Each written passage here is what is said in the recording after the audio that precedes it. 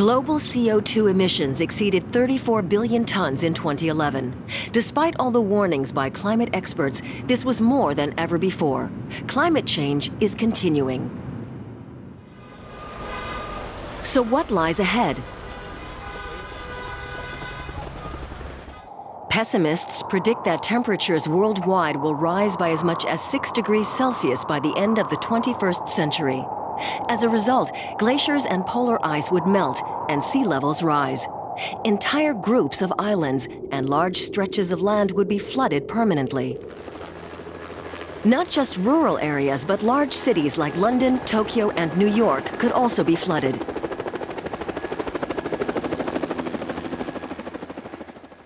As a result of global warming, an increasing amount of water would also evaporate, causing heavy rainfall and additional storms. Rivers could flood regularly in many regions.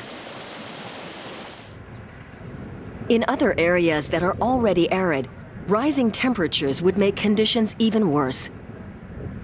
Droughts would increase, and deserts like the Sahara would expand. Large numbers of people would become victims of climate change.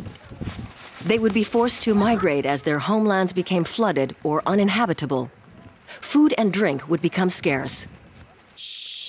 Many species of animals and plants would face extinction because they would be unable to adapt to changing conditions.